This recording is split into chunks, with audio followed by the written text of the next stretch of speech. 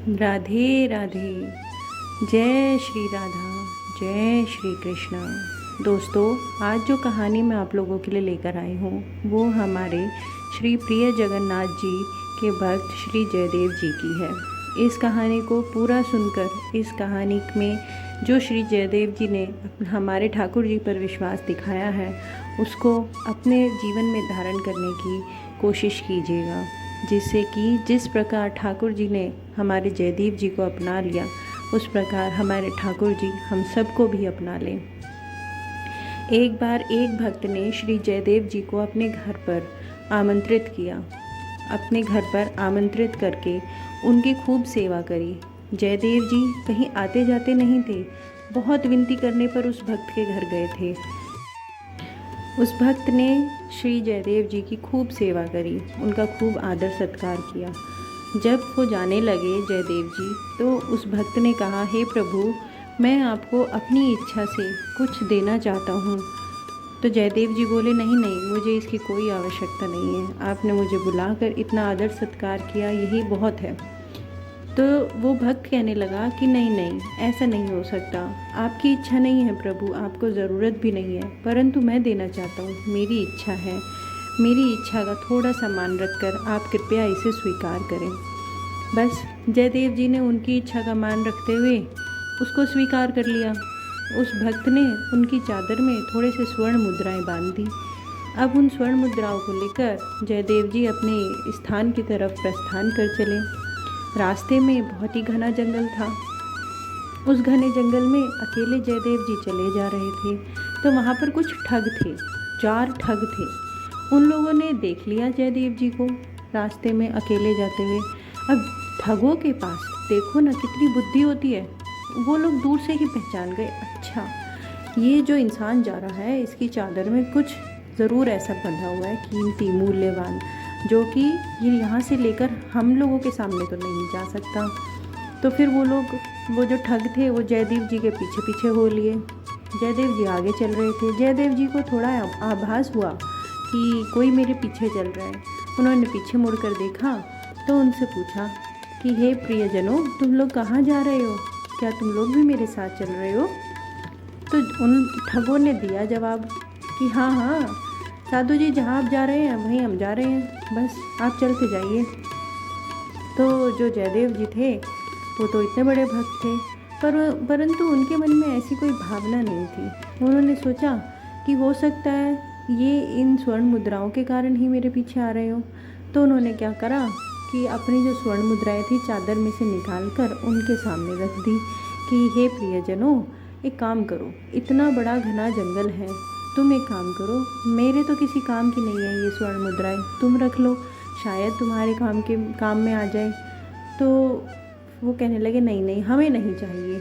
फिर जयदेव जी ने फिर से कहा कि देखो इतना बड़ा घना जंगल है, क्या पता कोई ठग ही आगे जाकर मुझे मिल जाए, मैं अकेला, मैं कहाँ इन मुद्राओं को रक्षा कर दे पाऊँगा, और मुझे इनकी ज़रूरत भी नहीं है। तो एक काम करो, तुम इनको इस भाव से रख लो कि कोई ठग मुझे परेशान ना कर सके, तुम अपने पास रख लो, तुम्हारे किसी न किसी काम आ ही जाएंगे। वो ठग कहने लगे कि अपने मन में सोचने लगे कि ये बड़ा चालाक इंसान है। चलो चलो, हाथ से इशारा किया आगे की तरफ चलने के लिए। जयदेव भगवान जी भी चलने लगे और बस वो ठग भी चारों उनके पीछे पीछे चलने लगे, थोड़ी दूरी बनाकर। एक ठग बोला, कितना चालाक इंसान है, देखो इसने क्या किया, पहले ही हमको स्वर्ण मुद्राएं पकड़ा दी, जिससे कि ये ज़रूर इतना चालाक इंसान है जिससे कि हमारे हाथों से बच जाए और फिर आगे जाकर हमारे खिलाफ राजा से शिकायत कर सके और हमको पकड़वा सके। तो दूसरा ठग कहने लगा, नहीं नहीं, इसने दे तो दिया है अब सब कुछ, जो कुछ इसके पास था, छोड़ो इसे, हमें तो जो चाहिए था मिल गया। तीसरा ठग कहने लगा, हाँ हाँ, दे तो दिया है इसने, लेकिन फिर भी हो सकता है आगे चल के हमारे लिए खतरा बन जाए, इसको मार डालते हैं। चौथा ठग कहने लगा, नहीं नहीं, एक काम करते हैं, जो हमें चाहिए था वो तो मिल गया, इसको मारते नहीं हैं, ये किसी से शिकायत ना कर पाए, इसका ऐसा हाल कर देते हैं। इसका ऐसा हाल करने के लिए इसके हाथ पैर काट के इसको फेंक देते हैं कहीं, इससे ये मरेगा भी नहीं और इसको सबक भी मिल जाएगा। बस क्या था, इतने बड़े भगवान के भक्त हमारे श्री जयदेव जी बिना किसी विचार के, श्री कृष्ण के भजन में मगन चले जा रहे थे, उन चारों ठगों ने उनके हाथ पैर काटे और उनको कुएं में फेंक दिया।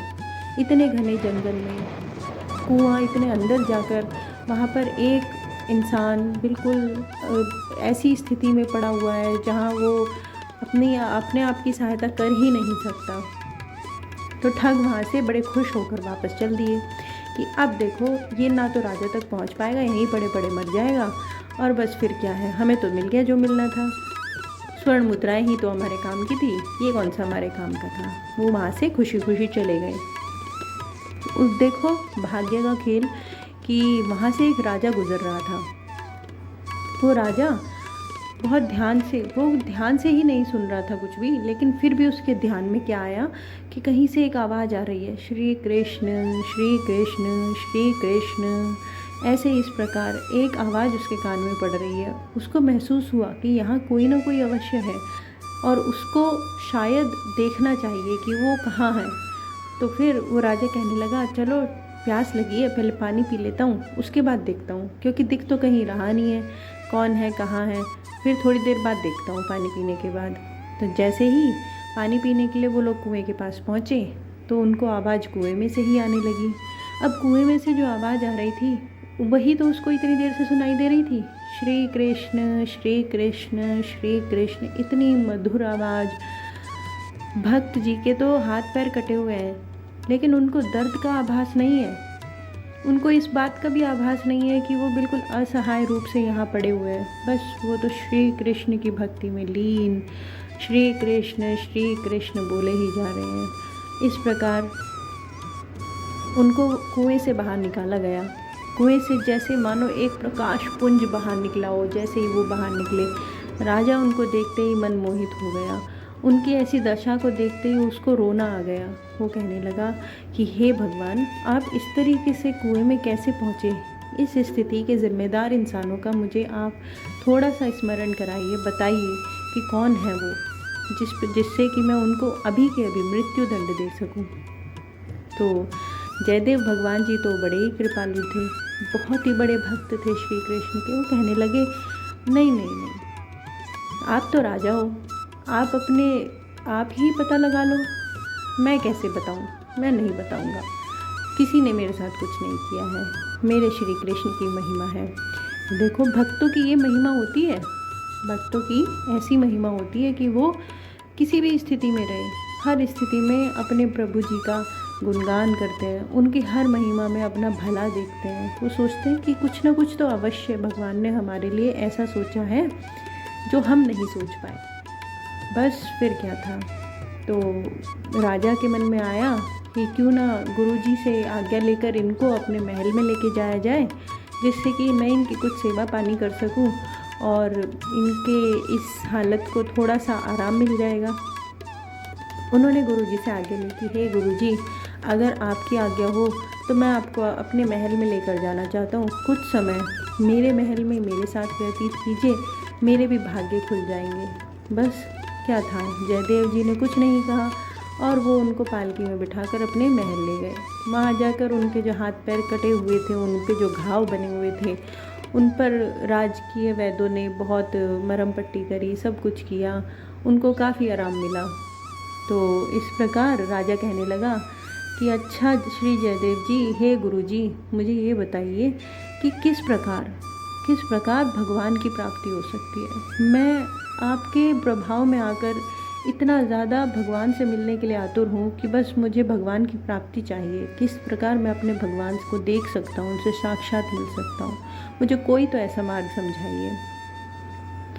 श्री देव जी कहने लगे कि अच्छा, तो वैसे तो बहुत मार्ग हैं, बहुत मार्गों का व्याख्यान है वेदों में, पुराणों में, संतों में बहुत है, लेकिन सबसे आसान और सबसे सीधा मार्ग यही है कि तुम संतों की सेवा करो। जो संत ईश्वर की भक्ति में लीन होकर अपना सब कुछ छोड़ छाड़ कर इस संसार के मोह माया से हटकर अपने प्रभु की प्राप्ति के लिए उस पथ पर, उस कठिन पथ पर चल रहे हैं, उसको बस तुम उनकी सेवा करते रहो, उनकी सेवा करो, आदर सत्कार करो।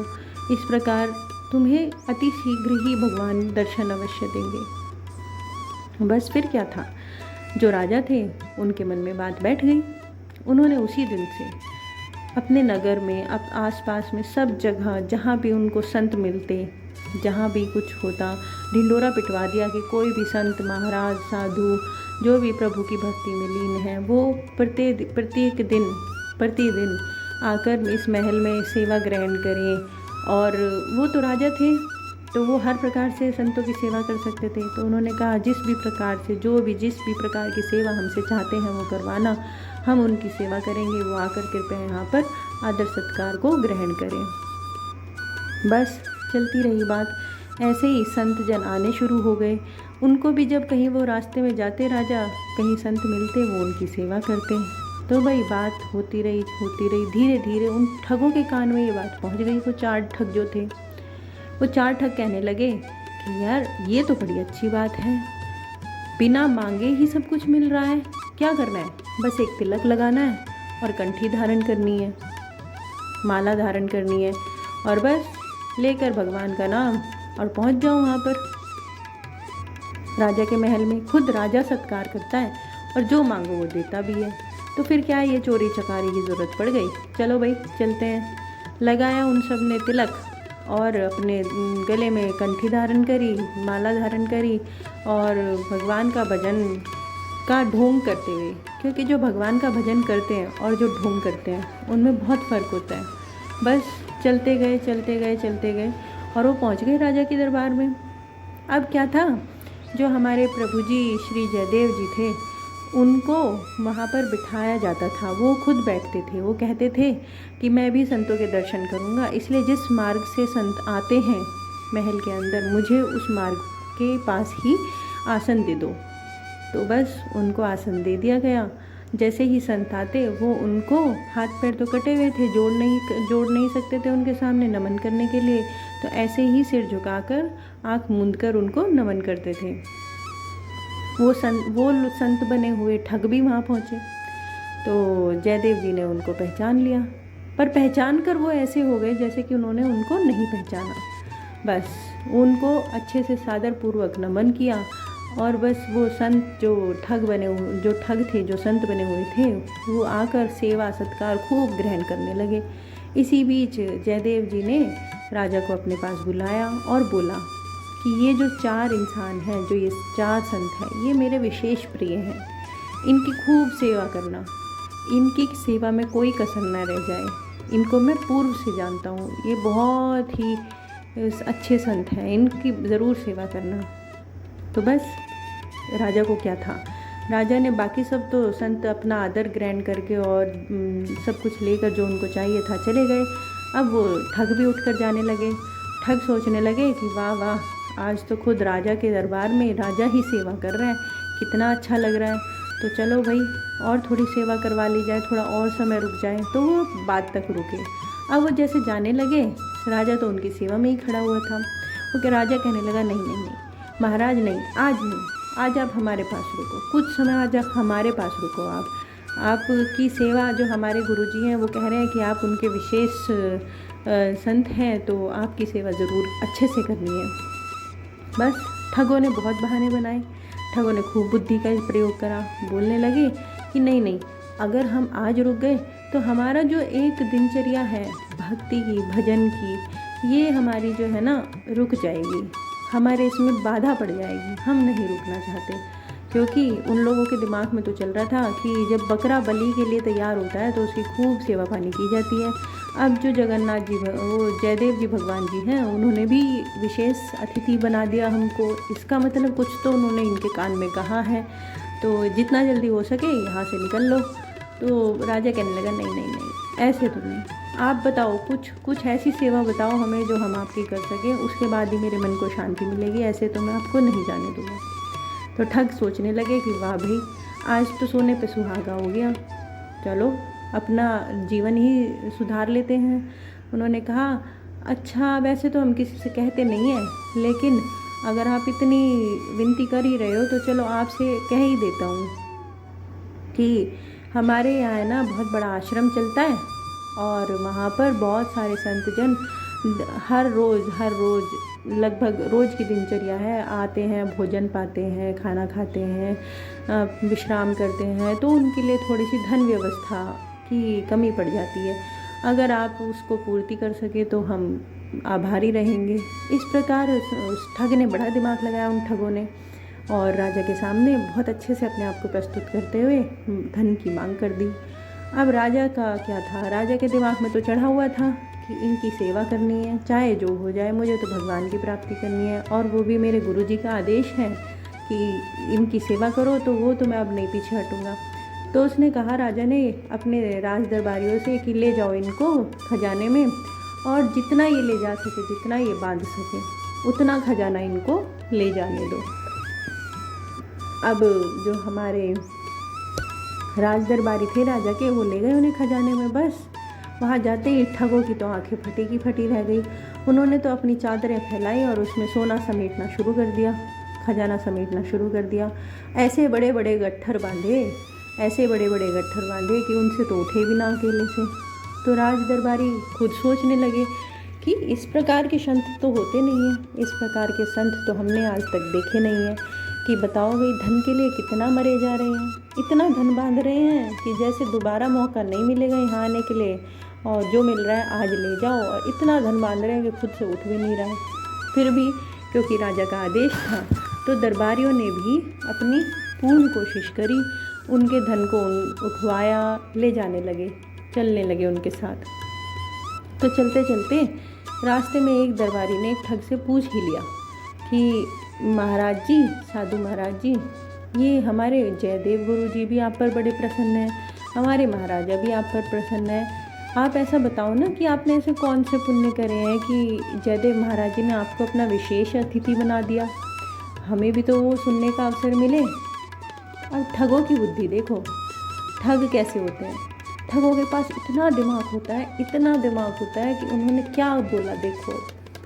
उन्होंने बोला, ये जो आज हमारे जयदेव गुरु जी है ना, यहाँ पर जो गुरु जी बने बैठे हैं, एक राजा के दरबार में वहाँ हमारे पास रहा करते थे, इन्होंने वहाँ चोरी कर दी। अब चोरी कर दी, हमने इनको पकड़ लिया, लेकिन इनको लगा कि कहीं राजा ने पकड़ लिया, राजा ने भी पकड़ लिया, राजा को बता दिया, तो राजा कहने लगा इसको मृत्यु दंड दो। तो हमने क्या किया, हम साधु हैं, संत हैं, हम किसी को मृत्यु दंड कहाँ देना जानते हैं। हमने क्या करा कि राजा से बोला, ठीक है आप इसको मृत्यु दंड मत दो, बस इसके हाथ पैर कटवा के इसको छोड़ दो, ताकि ये जीवित भी रहे और फिर आगे चलकर ऐसा कुछ दुराचार भी ना कर सके। तो ये कहानी थी इस जयदेव की। इस प्रकार ठगों ने इस तरह की कहानी वहाँ के जो राज्य दरबारी थे उनको सुनानी शुरू कर दी। बस फिर क्या था, फिर हमारे श्री कृष्ण, हमारे जगन्नाथ भगवान जी को इतना गुस्सा आया, इतना गुस्सा आया कि उसी समय जहाँ जहाँ वो ठग खड़े थे वहाँ वहाँ की धरती फटी और वे ठग उसमें समा गए।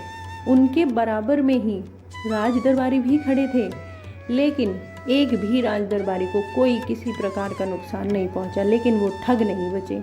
धरती फटी, ठग समाए और धरती फिर से ठीक हो गई। इस तरह से राज दरबारी भी हक्के बक्के रह गए कि ये क्या हो गया अचानक से। राज दरबारी दौड़े दौड़े जयदेव गुरु जी के पास आए, आकर उन्होंने सारी कहानी बताई।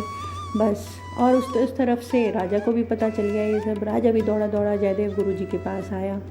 जैसे ही जयदेव गुरु जी को ये सब कहानी सुनने को मिली, पता चली, जयदेव गुरु जी अपने आप में ही श्री कृष्ण का भजन इतना करते थे कि श्री कृष्ण में ही लीन होने के लिए लीन होते हुए कहते रहे कि हे श्री कृष्ण, नहीं नहीं नहीं, ऐसा मत करो, उनको क्षमा कर दो, किसी भी प्रकार से सही, वो मुझसे जुड़े हुए थे, उनको क्षमा कर दो, मेरे साथ उन्होंने कुछ भी किया लेकिन आपकी महिमा अपरंपार है।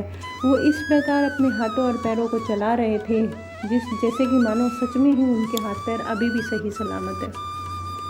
लेकिन देखो, जैसे ही उन्होंने अपने हाथ पैरों को चलाकर विनती स्वरूप श्री कृष्ण के सामने फैलाना शुरू करा, तो उनके नवीन हाथ, नवीन पैर, नए नए हाथ पैर आ गए, बिल्कुल उसी प्रकार के जिस प्रकार के थे। कितनी महिमा है मेरे श्री कृष्ण की, कितनी महिमा है। वो अपने भक्तों के पास इतने ज़्यादा रहते हैं, इतने पास रहते हैं कि अपने भक्तों के साथ कभी बुरा नहीं होने देते। देखो, जो 4 ठग थे उनको धन का लालच था। उस धन के लालच में श्री जयदेव गुरुजी जैसे भक्त को उन्होंने काट कर फेंक दिया था, हाथ पैर काट कर कुएं में फेंक दिया था। उसी धन के माध्यम से श्री कृष्ण ने उनको ऐसा दंड दिया कि वो दंड एक कथा बनकर हम सब के सामने उपस्थित है। और श्री जयदेव गुरुजी के हाथ पैर तो उन्होंने काट दिए थे, लेकिन देखो मेरे श्री कृष्ण की महिमा। आते हैं कभी? आज किसी का हाथ या पैर कट जाए आता है कभी वापस? नहीं आता ना। लेकिन उनके आ गए। कितनी भक्ति। लेकिन जैसे ही अब ये राजा को पता चला कि ऐसा हुआ है, बस जैसे ही राजा उनके पास पहुंचे और उन्होंने देखा कि श्री जयदेव गुरुजी श्री कृष्ण में अपनी भक्ति को लीन करते हुए उनसे प्रार्थना कर रहे हैं, मना कर रहे हैं कि नहीं ऐसा मत करो। तो उन्होंने पूछा, उनके नवीन हाथ पैरों को देखकर वो हक्का बक्का रह गया। राजा कहने लगा, पूछ कर हाथ जोड़कर दंडवत प्रणाम करके उनके चरणों में गिरकर उनके चरण पकड़ लिया और छोड़ने का नाम ही नहीं ले रहा। रोए जा रहा, कह रहा कि हे मेरे जयदेव गुरुजी, मुझे आज बस इस बात का राज बता दो, क्या छुपाया था तुमने, मुझे वो राज बता दो। आज ये घटना मेरे महल में घटी है। इस घटना के पीछे बहुत बड़ा उद्देश्य है। तुम्हारे नवीन हाथ पैर आ गए, वो संत उस तरीके से धरती में समा गए। ये एक बहुत ही बड़ी घटना है। कृपया मुझे इसका राज बताओ, क्या तुमने मुझसे छुपाया था? बस फिर जयदेव गुरुजी ने उनको अपने साथ बीती हुई सारी घटना